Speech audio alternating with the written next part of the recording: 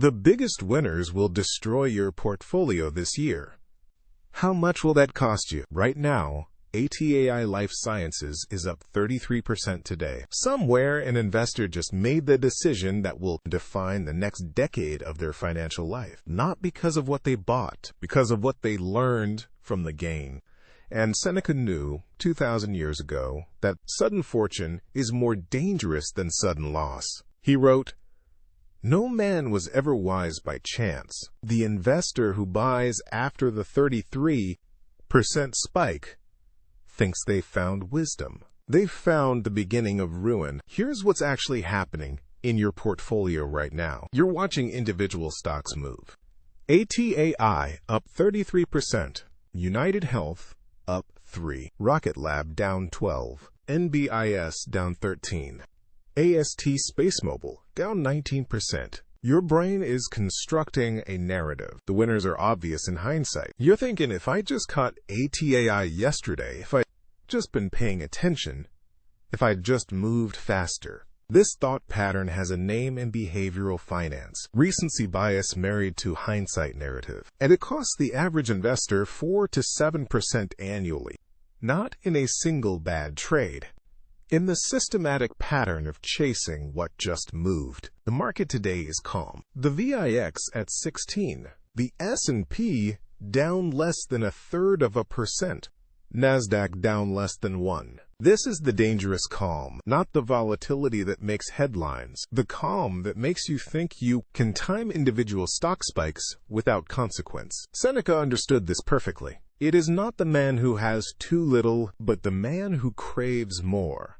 That is poor. You have a portfolio, probably positive year to date, probably performing fine, but you're watching ATAI's 33% move and feeling poor. That feeling will cost you more than any market crash.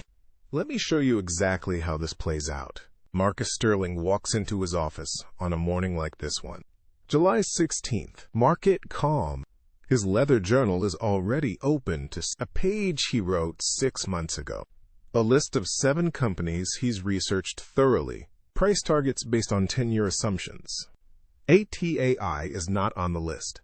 He's aware it exists. He knows it's up 33% today. His phone has buzzed 4 times with alerts. He doesn't open them. He pours coffee. He reviews the list of 7 companies. None have reached his buy threshold. He closes the journal. That's the entire morning. Alex Chen walks into his office the same morning. He's already checked his phone 12 times. He saw ATAI at 7 a.m. when it was up 18%. He thought about buying. He didn't. Now it's up 33%. That's 15% he left on the table in 4 hours. He opens his trading app. He looks at the chart. Massive volume. Clear breakout. He reads 3 headlines. FDA pathway news. Psychedelic therapy potential. Institutional accumulation. Every signal says this is the beginning of something bigger.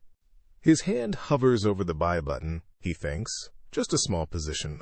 Just 2% of the portfolio. If it goes up another 30% tomorrow, that's a huge win. If it drops, it's only 2%. The math feels safe. The opportunity feels urgent. Here's what Alex doesn't see: the statistical pattern that happens after moves like this. When a stock spikes more than 25% in a single day, the average return over the next 30 days is negative 2.4%. The average return over the next 90 days is negative 5.1%. Not because the company is bad, because the type of investor who buys after a 33% spike is making an emotional decision disguised as analysis. They're not buying the company. They're buying the feeling of not missing out. Marcus Sterling learned this pattern in 2017. Bitcoin was spiking. He watched it go from 3,000 to 10,000. He didn't buy. Then it went to 15,000. Then 17,000. He felt what Alex is feeling now. The creeping sense that everyone else sees something he's missing. That his discipline is actually fear. That the Stoic approach is just an excuse for inaction. On December 16th, 2017, Bitcoin hit 19,000. Marcus bought. Not a huge position, 3% of his portfolio. Enough to participate, enough to feel smart if it went to 30,000. He told himself he was being rational. He'd done research. He understood blockchain. This wasn't emotion. 60 days later, Bitcoin was at 6,000. He'd lost more than half his position. But that wasn't the expensive part. The expensive part was what happened next. For 6 months, he watched Bitcoin. Every bounce felt like confirmation he should buy more and average down. Every drop felt like confirmation he should sell before it went to zero. He spent 40 minutes a day reading Bitcoin analysis. That's 240 hours over 6 months. Hours he didn't spend researching the 7 companies in his journal. Hours he didn't spend reviewing his actual long-term positions. One emotional decision didn't just cost him the money he lost. It cost him the opportunity cost of 6 months of distracted attention. When he finally calculated the total damage, he realized the Bitcoin position had cost him nearly 9% in total portfolio performance. Not from the loss itself, from the subsequent decisions made while trying to manage the feeling of being wrong. Seneca wrote, "The mind that is anxious about future events is miserable." Alex is anxious about missing ATAI's future 30% move. That anxiety will make him miserable and poor. Because if he buys ATAI today, he's not buying a company. He's buying a ticket to 6 months of checking whether he should sell, whether he should buy more, whether the next pop is coming. 6 months of his investment mind occupied by one emotional decision. Marcus doesn't buy ATAI today, not because he thinks it's a bad company, not because he thinks it won't go higher, because he knows the most expensive thing in investing isn't a bad stock. It's a distracted mind. His journal has 7 companies. That's his entire universe until one of them hits his price. Everything else is noise designed to make him feel like he's missing something. The feeling of missing out is the product. Volatility is designed to make you trade. Calm discipline is designed to make you wealthy. Here's your one action. Open a note on your phone right now. Write this sentence. I will not buy what moved today. Not because big movers are bad investments, because buying what already moved is a symptom of a distracted, reactive mind.